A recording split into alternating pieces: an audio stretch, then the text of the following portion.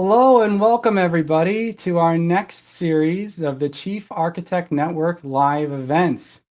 My name's Grant Ecker. I'm the chairman and founder of the Chief Architect Network, and I'm absolutely thrilled to be with you here today.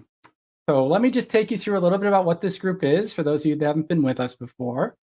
What we are is a network of chief architects, and what we try to do together is maximize the value of architecture practices through our network that widens perspectives, shares best practices, helps us grow as leaders, which is really what today's focus is all about, and actually developing our talent, which is how we show up as better leaders, by developing our talent.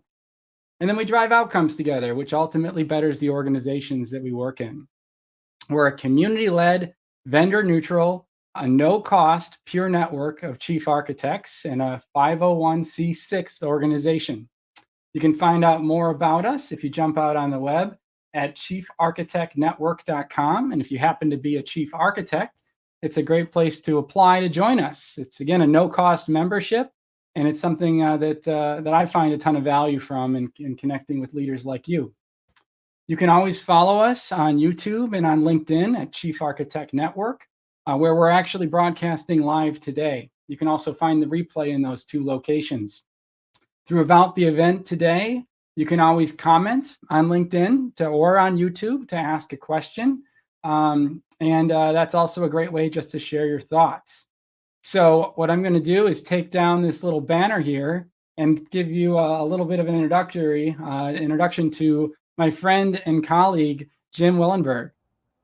So Jim and I know each other from a number of years working together at Medtronic, where he was one of the people, the first through a coaching training program that we both went through. He was in one, and then he participated as a sponsor for the years that came up after. So I was in number 3, and he did a wonderful job showing me the ropes, and I'm forever grateful for that. So it's been quite a joy to have you with me today, Jim. Maybe could you take a few seconds to introduce yourself to everybody? Yeah, I'd be glad to. Thank you so much, Grant, for this opportunity. Again, Jim Willenbring.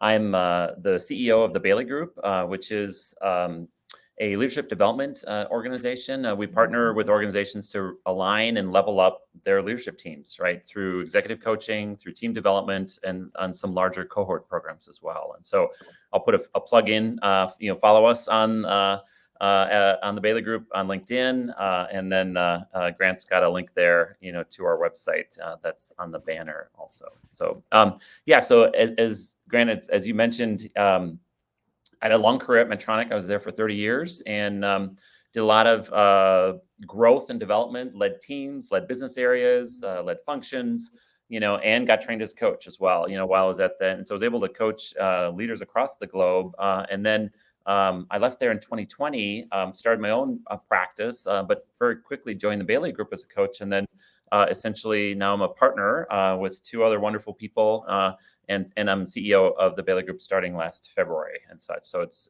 been a great experience so far. It's a wonderful organization, and I'm really glad to be here to talk about some really interesting ideas around how do you actually bring coaching skills to essentially to your job and to your people and to your teams, right? And so how about we jump into that, Grant? Does that sound good? Let's do it. So Great. I just brought up our little conversation provoker on the right side, but also welcome all of you to join us with questions and comments as we step into the topic together. Right. So this is something that's super exciting for me, right? It's really about how we think our job is to get X, Y, and Z done with the best knowledge that we have, and sometimes we're the smartest in the room that can address it. So it's very tempting to go after and actually solve these problems. So, Jim, why is that such a bad idea? It's a bad idea. There's a saying, what got you here isn't what's going to get you there, or there's different flavors and versions of that one. But the interesting thing, when people are first identified as high potential to become a people manager, right? Often that skill set that they have is deep into subject matter expertise, right? They develop that, they not only get competent, but they get expert at skills, right? And so sometimes there's this assumption, that just because you're really good and have strong expertise, in your area, that means that you're going to be a great manager of people who are also in that area as well. And that's that assumes that that somehow you're born with those manager skills, that kind of thing. And that's not the case, actually. And so often people who are sometimes the best problem solvers, right? They'll get promoted, to let's manage this team, let's lead this team, let's be a director of this area, and sometimes they'll spend years and years in their career being that expert firefighter, right? And diving into the details, and their team is often not real motivated, right? Because all their boss is doing is essentially giving them answers to their questions as opposed to helping them develop and grow. And so that's the idea, and that's the opportunity is your job as a leader in the organization, is it to solve problems, or is it actually to, how do you develop the best problem solvers in your team, right? And that really requires a whole set of different skills, that often is contrary to the problem solver in all of us, right? That piece of it. So that's really the need, and that's the opportunity. And what it really promotes is managing and leading people is a profession in and of itself. It's not just a recognition of me being really good as an IT leader or as a marketing leader or a business leader, but it's actually a set of specific skills, just like an engineer, just like an IT professional, just like a marketer, that needs to learn in order to be able to better lead people and to lead their business area as well. So that's kind of the background. It's a little embarrassing. When I first got into a director role, and it was at Medtronic, I often would find myself thinking, okay, how do I get my team to go do the work I need them to do, right? Like, how do I get them out of my office and go solve X? What thing do I need to say to motivate them to go do that thing?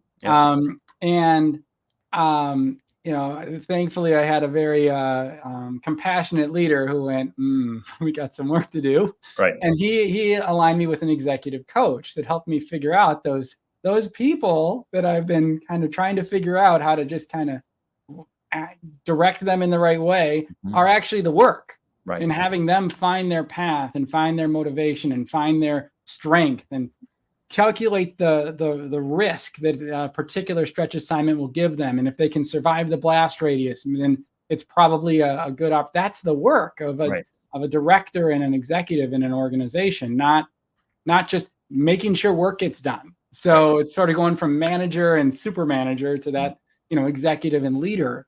So when I first had that executive coach, I really got that aha moment and went, oh, I'm totally focused on the wrong thing. And then I went into the program to learn how to be a coach.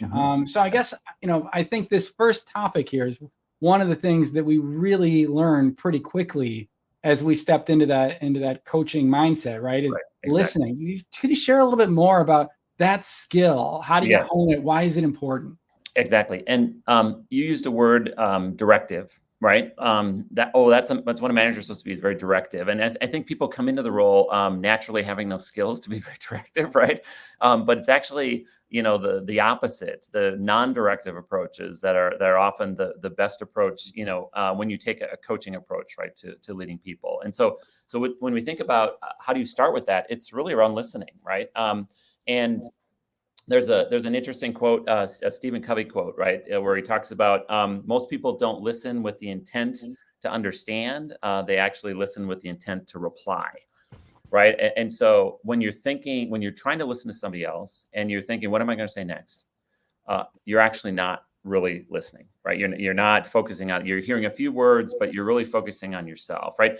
And sometimes that can be really helpful, right? I mean, that there are many places and times, for people to kind of be in that foundational mode of listening, which is focused on myself, right? I need this question answered. I'm listening for the solution to the problem that I've got, that kind of thing. So there's a role for that. But if we're spending 80, 90, 100% of our time in that kind of mode of listening, the other person's going to feel that. They're going to feel like that you're focused too much on yourself and not on them. And so some of the advanced listening kind of skills are really around how do you focus around that other person, right? Where you set aside your agenda and your pieces. You have a question that you may ask them, but you're really listening not only to what they say, but their facial expressions, right? The confusion that's showing up. Absolutely, that understand first, right, before being understood. That's a great quote, Laura. And that's exactly what I'm talking about. And how do you understand, right? Well, you get curious, and so those advanced listening skills are not where you're just completely being quiet, right? But you're saying things like, some of my favorites are, say more about that, versus a why question, right? If you ask the why question, sometimes people feel like that's you're putting them back on their heels, that they've got to justify themselves, versus things that are a little bit more natural and curious, right? And if people feel you're curious, guess what they feel? They feel like they're important, that I want to spend time, that they are important, and that I really want to hear what they want to say, that piece of it. Oh my gosh, that was the one wish of my executive coach as I went into the executive coaching program. And she said, I have one hope for you Mhm. is that you can learn to become curious. Right. And I did not get it. I thought that was some like Yoda mind trick stuff. And I just was like, huh? Because, I knew what I wanted. Was I really curious what the other person needed, what they were trying to convey? Mhm. I don't think I was earlier in my career. I think I was just focused on the thing I wanted to do. Right. So I can't put enough underlines. Like, if you can be curious, what percent do you think you're there in that EQ journey if you truly are curious? Me personally, or if a manager is If a really manager is curious? able to get curious, how much further ahead did they get in their journey? Yeah, to me, that's I would say, the foundational key piece of it. And so you're halfway there, I would say. And that's a significant step in that direction. And that authentically curious, right? Because that curiosity communicates care. It communicates importance. It communicates priority. It communicates a lot of things, and it kind of sends things not only through the channel of words, but also they can feel it, right? That emotional channel, absolutely. So I think the other piece of it, that the next level, this is kind of like the ninja level of listening, is really about not only paying attention to the other person, but how do you kind of broaden the context, right? Where you've got a much wider focus. And so people saying things like, I get the sense that, that's some of those words. You're sensing what's in the room, and what's is there an elephant in the room that's not being said? Are there elements around your people? You've heard, have you heard, Grant, about leaders who can read the room? Yeah. Right. That is that kind of advanced, kind of ninja level of listening, right? Where they come in, they're sensing, and sometimes, if you're in with a really powerful listener as a leader, and all of a sudden they're focusing on you, all of a sudden it feels like everything falls away, and they're listening to you directly. So it's almost a one-on-one in a larger group setting, but they also have that broader sense for what's going on. How do they read the room? What's the sense? What's the tension? What's the lack of tension? Where's the enthusiasm?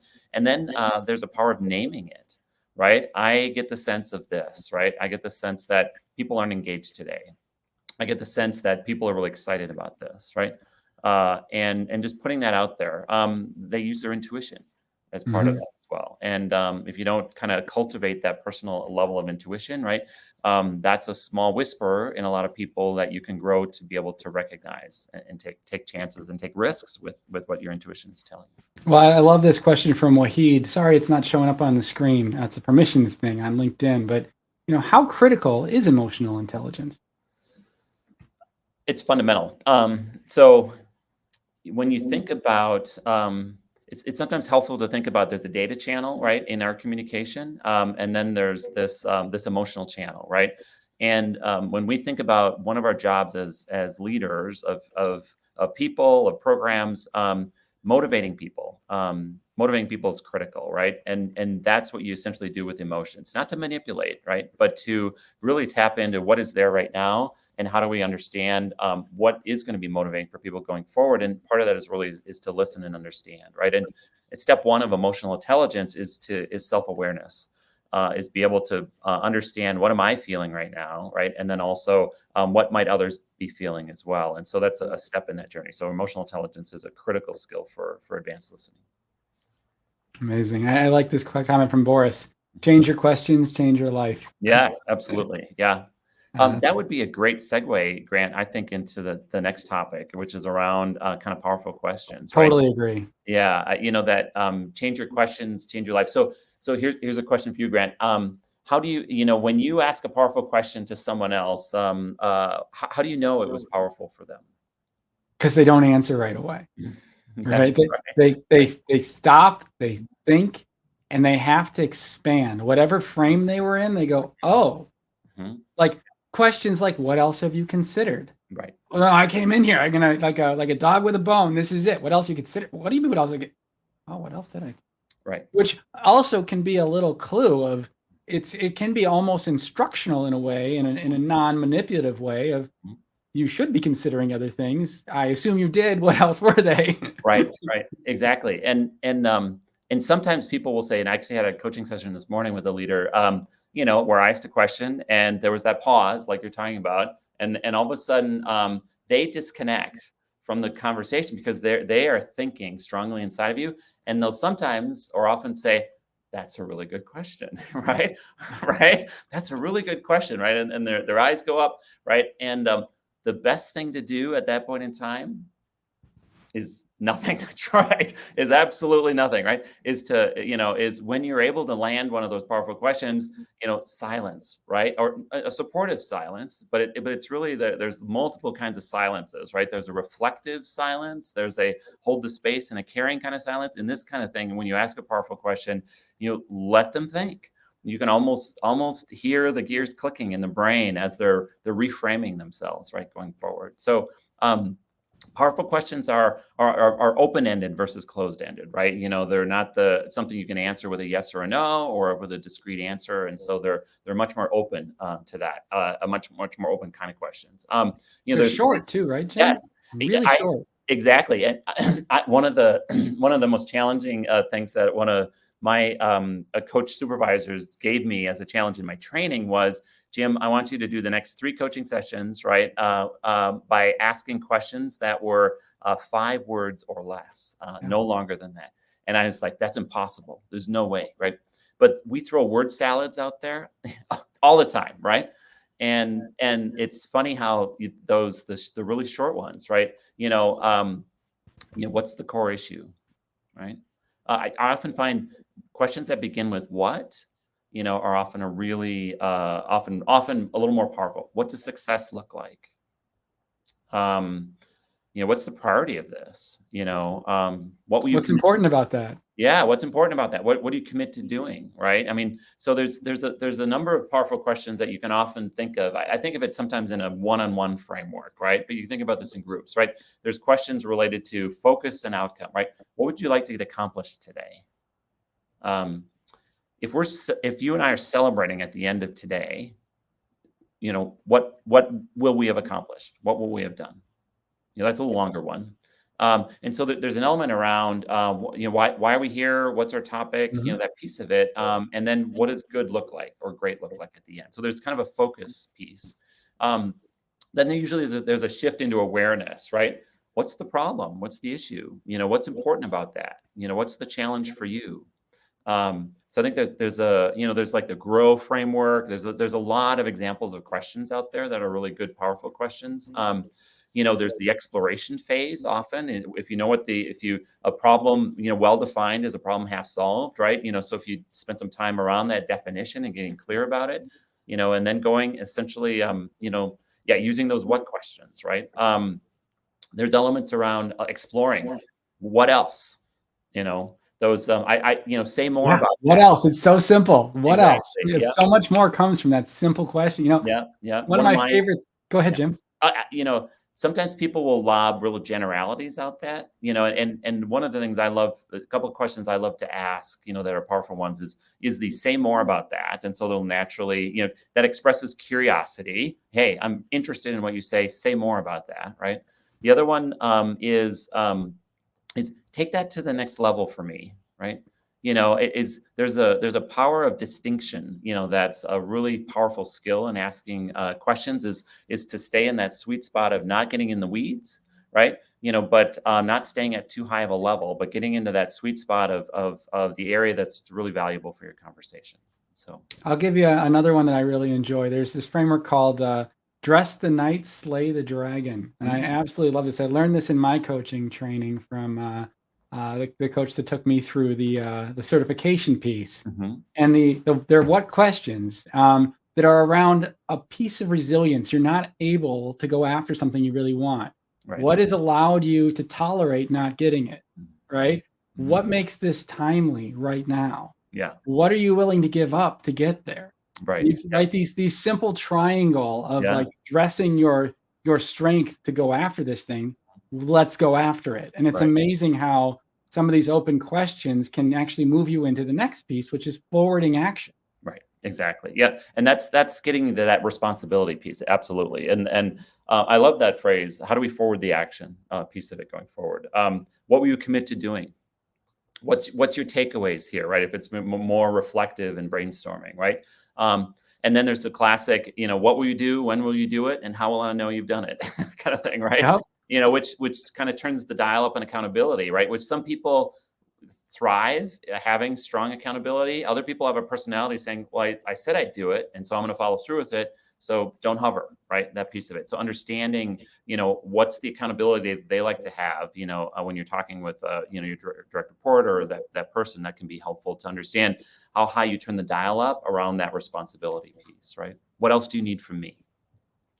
That piece of it. So that hit me. Even when you just said, "What else do you need from me?" It builds accountability, right? It's funny. You're offering more, but you're actually like kind of laying down the law that we're going to make this happen. What do you need from me to get there? Right, exactly. And I think some of this ties into some of the motivating feedback piece of it as well, right? Which is, let's say you're brainstorming questions, or somebody comes to you with a challenge or a problem, right? There's some powerful questions around what's worked for you in the past. Let's say I have the answer, right? Grant, you're coming to me, right? And you've got this, you're struggling with a problem or whatever. And, and I may already have an answer in my head, right, around it, but what's the opportunity for you to stretch to become that actual problem solver if I keep feeding you the answers, right, to the questions, right? So that opportunity to be able to say, what's worked for you in the past? What do you know right now that is true about this? So those are some really powerful questions around, because it not only has them think about it, but that type of question essentially is communicating to you that I believe that you have the answer inside of you.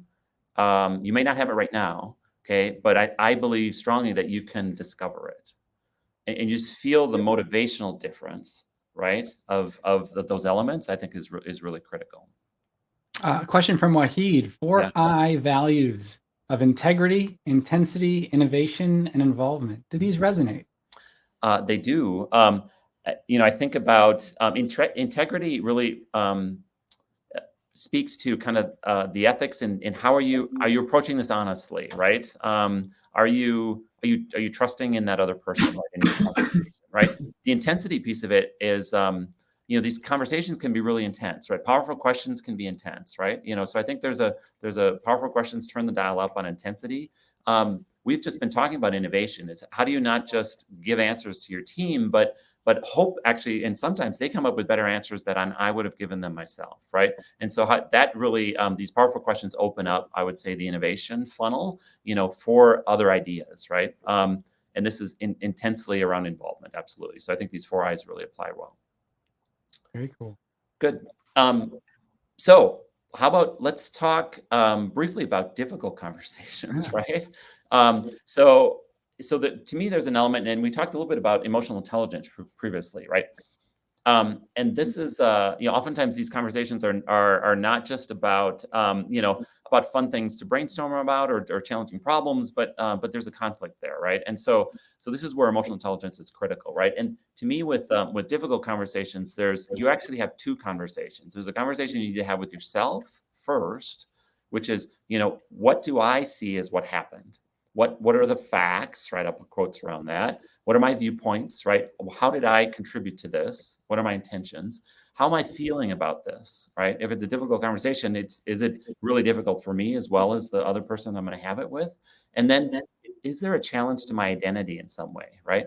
If, for example, is if I think that I'm a really good developer of people, and and this person's having difficulty with some development challenges that I'm doing with that person, right?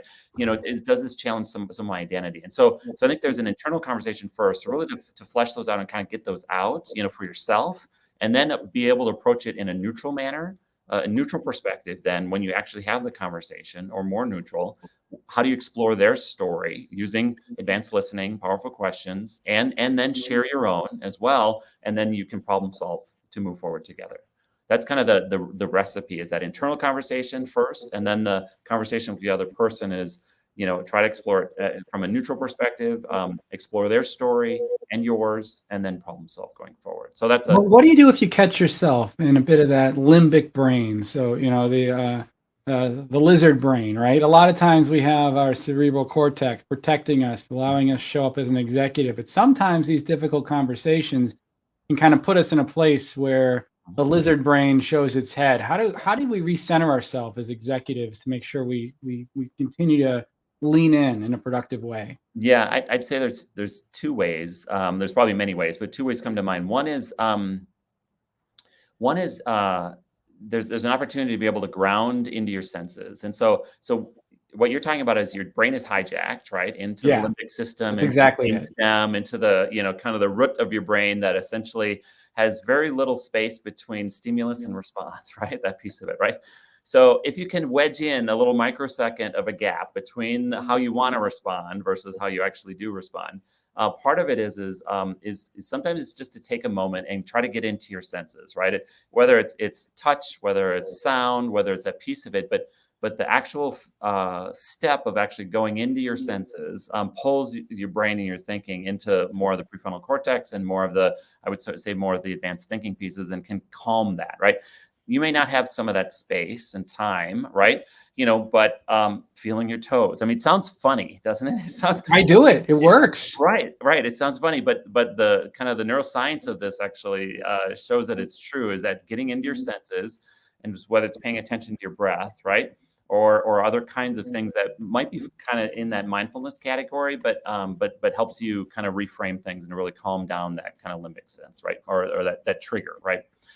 The other piece sometimes is, if it's too big, is to call a timeout and saying, then that's the emotional intelligence. I'm feeling triggered here. I'm feeling, my emotions are really too big for me to be able to have this conversation right now. I just need a little space and time to collect myself, and then I want to have this conversation with you, right? That piece of it. So that can be another approach to this as well, is to give yourself or the other person space and time as well, and say, we need to have this conversation, but let's do it when we can be a little more neutral. So I love that, and I think that those tools are incredibly important. Yeah. Let's talk about the last question. Before we kind of end and shift into the Q&A piece here. Motivating feedback. This is one of my favorite topics. There's an element around feedback. When Grant, if I came to you and said, Grant, can I give you some feedback? Sure, Jim. What's the typical reaction when someone says that to you? Oh my dear God, what's going to happen? That's right. And so you expect the We're live. Oh no. Right, the limbic system kicks in, right? And all of a sudden your emotions start to rush, and you are in the opposite kind of frame of mind to be able to actually receive that input, right? And so this is there are things that we need to correct, right? There's mistakes and errors and that kind of stuff that's very factual and all that kind of thing that does need to be corrected, right? And the key is to do that quick and to do it factually, and to do it straightforward. And you don't criticize the person, you essentially try to correct the task, right, or the action, that piece. But that's the key. But the motivating feedback, right, is how do you catch excellence? And so when someone actually shows excellence, when they actually demonstrate it, what I would call in the wild, how can you as a leader and manager jump in? Can you say, you know what, that was outstanding. How did you get there? Right? And all of a sudden you're kicking the curiosity in, you're recognizing in the moment, and then you're asking the person, share with me, how you got there. How did you end up in that space to create that answer or to create this solution, right? And all of a sudden what they're doing is not just feeling like the nice pat on the back and the acknowledgement, but they're learning and they're all of a sudden challenging themselves to think about, what did I do to get here? And now should I do that again in the future and try to replicate that, right? And even share that with other people so they can replicate it. So finding excellence in the wild, right, and calling it out and then getting curious about it is one of the best ways to really motivate for excellence going forward. And that's a key motivating feedback piece. Another thing I think that we kind of zoom across all four of these and think about in the architecture practice, and of course we've known each other for quite some time, so you kind of know the way that we're kind of a chief coach and a chief family counselor. That's right. I'm curious how you might play that, and I'll riff with you on it. Of course, that's my background. Yeah. I mean, the sense I get for chief architects is you have enormous responsibilities to connect and collaborate across a ton of areas of the business, right? That piece of it, to be able to say, hey, we're going to go this direction. I want your input on how we do that, and I also want accountability for you all to follow along on this, right? Because we need to modify, update, shape our architecture going forward, right? So there's a little cajoling, there's a what's in it for me, there's all that kind of piece. So there's a to me, that what comes to mind for me is relationships are critically important, and then this communication effectiveness is absolutely important in order to bring people along in that journey. And then if they're not really willing, you've got to be able to listen strongly. You have to be able to ask powerful questions. You need to be able to motivate them as well going forward. So those are some of my thoughts a bit about.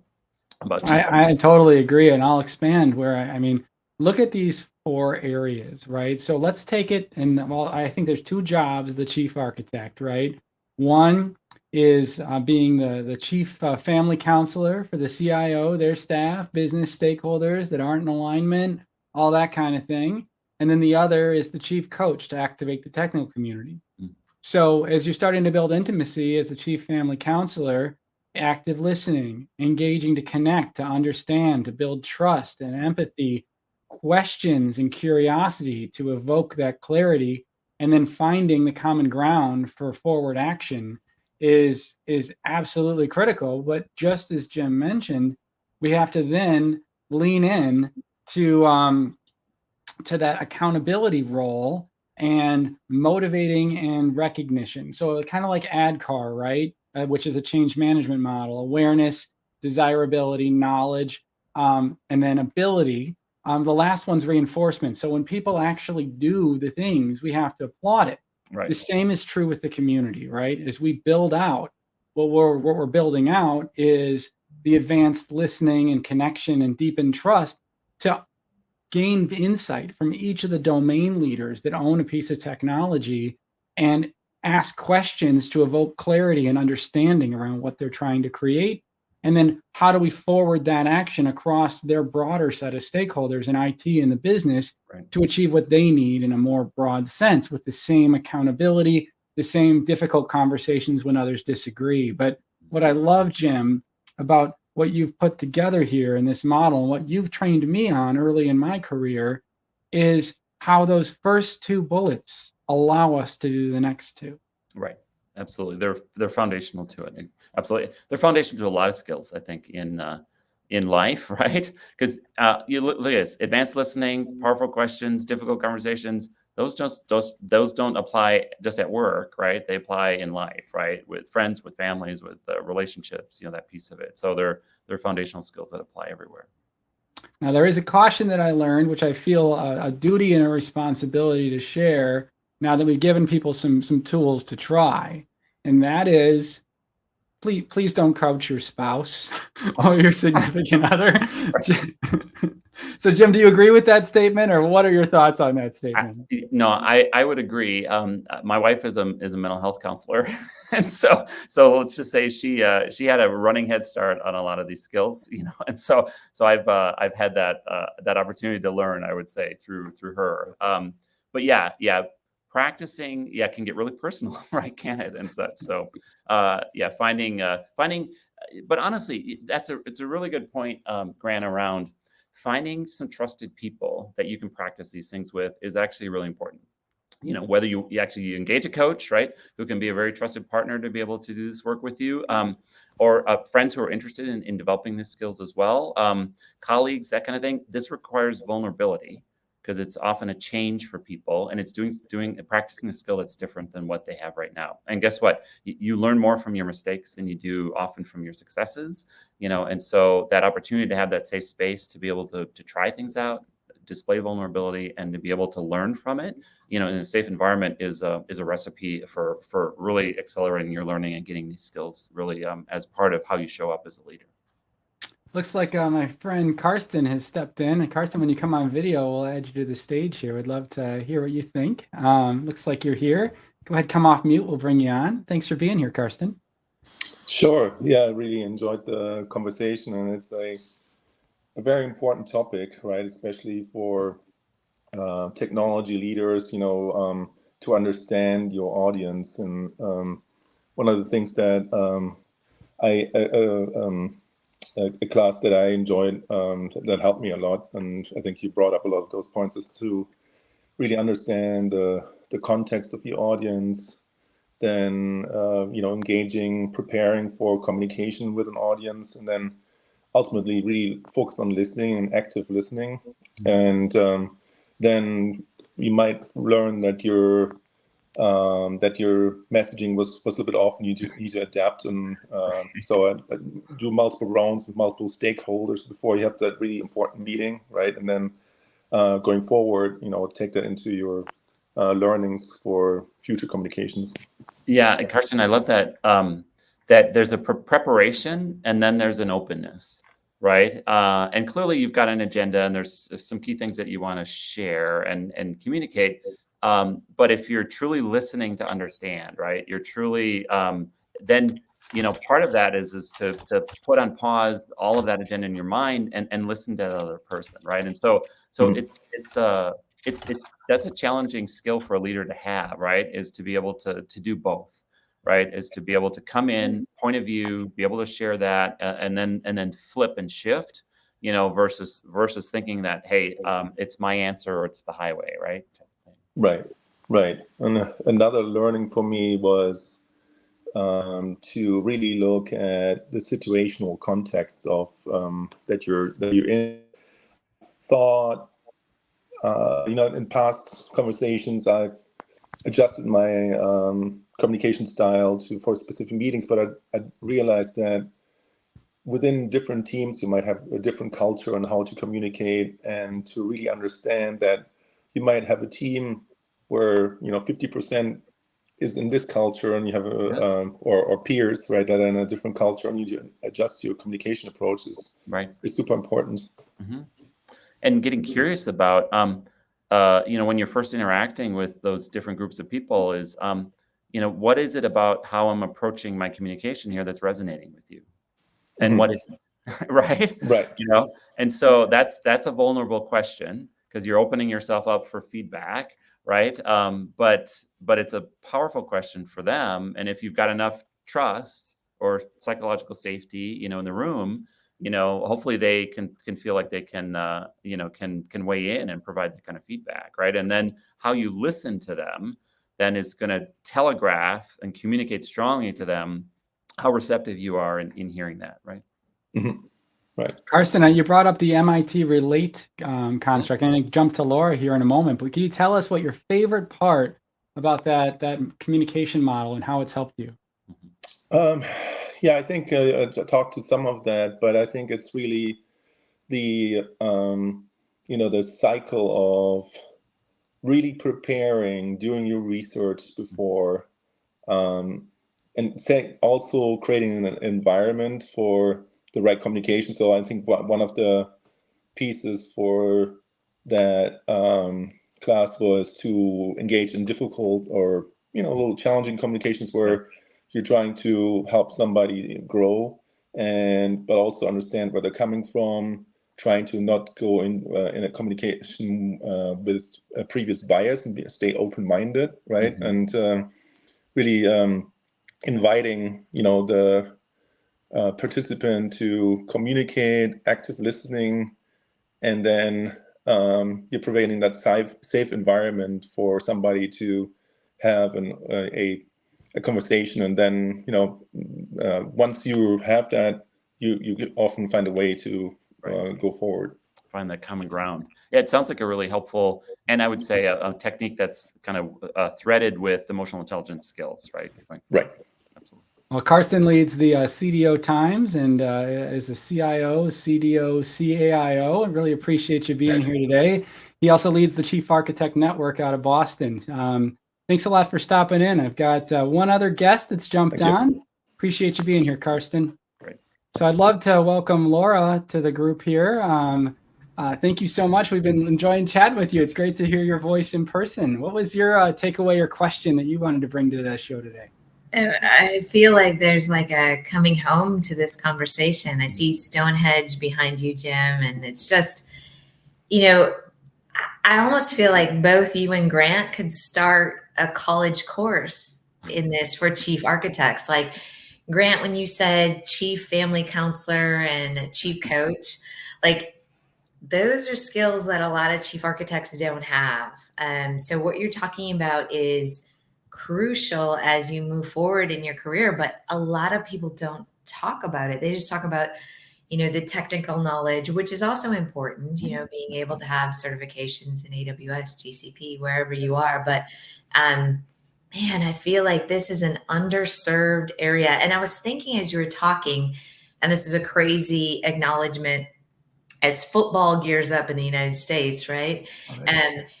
Tua, one of the football players, was talking about the coaching difference, right? He had like Flores on one side, and then he had this crazy guy, Mike McDaniels, with his glasses, right? He's like, well, it's night and day from a coach, right? Some coach is telling you you suck, and another coach is telling you you're great. I also feel like that could be kind of an analogy as we move forward in chief architecture. Like there is this people element that we don't talk about that much. It's just expected that when you get to a certain executive level, you have this charisma. And I put in the chat, Chris Ross in several meetings has called me out where when you said it, Jim, like I felt like the whole room melted away. I was like, he has that presence. And it just, the humbling, the kindness, the intelligence, like, once again, I would sponsor both of you for a college course, for some type of art. Maybe we can do it with the open group. Who knows? Like, I am just like, yes, we need to talk about this, like this people relationship. Yeah. I love it. And I couldn't agree with you more, Laura. I'd love Jim to respond too. But it just hits a chord for me because I feel like the skills I developed with an executive coach and then becoming one have made me a far more effective architecture leader. And that's actually one of the reasons why the Chief Architect Network has a referring network to executive coaches, because I think it's one of the key development areas we often don't get offered in our normal career development, and one of the biggest enablers to the impact of the architecture function. So it's something I truly believe in. And I think, having a good peer to connect with, having a mentor to connect with, these are really powerful. But if you really want to grow EQ, it's about finding a new set of skills, and you generally need someone to show you the way. Jim, how does it land for you? No, it absolutely lands. And let me try to speak a little bit of your language here from a data side of things, right? You do fine with that. Grant, you and I were in this program, at Medtronic, where we were taught to do coaching, right, on how to do it, right? And the organization, Karen Mothry had done some great work who was our coaching center leader, to get some data that says, what's the impact of this on people, right? And what they found is that, they've been doing engagement scores, for years and years and years. So they have a nice baseline of engagement data on employees, right? What they found is that for leaders who were coached, they had a statistically significant higher engagement of their team, right, and retention for their team as well than leaders who didn't experience coaching, right? And then they looked at the coaches, because these were all employees internally, and they found the coaches even had higher engagement, right, from their team members. Because there's a funny story that I share, that I was doing coaching with a commercial leader, very extroverted, working on delegation, right? And and I asked a question, what percentage of the time during your team meetings do you talk, right?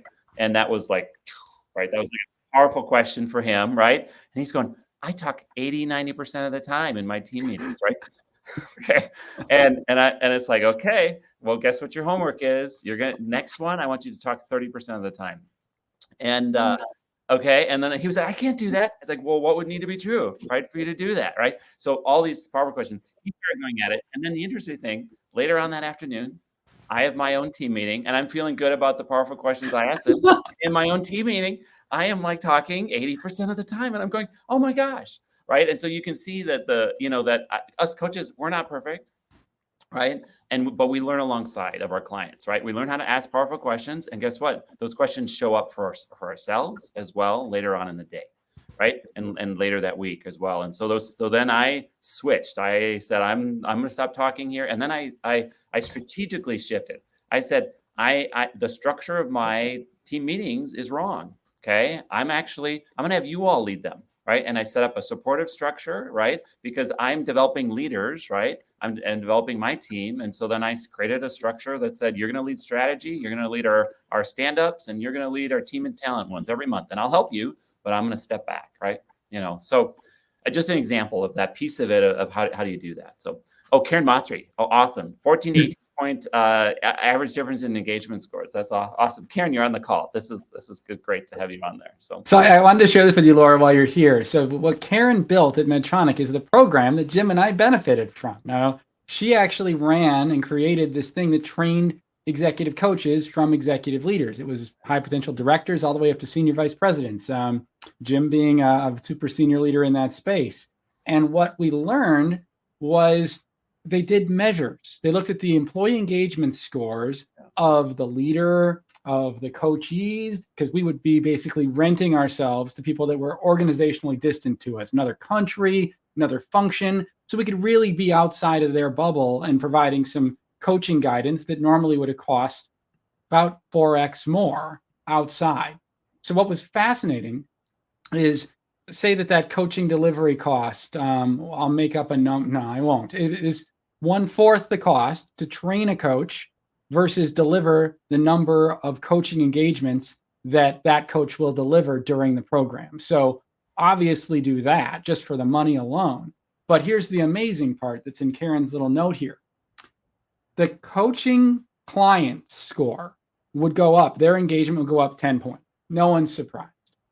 The coach's score would go up. Actually, she's right, 14 to 18 points, not 10 points. It's even more.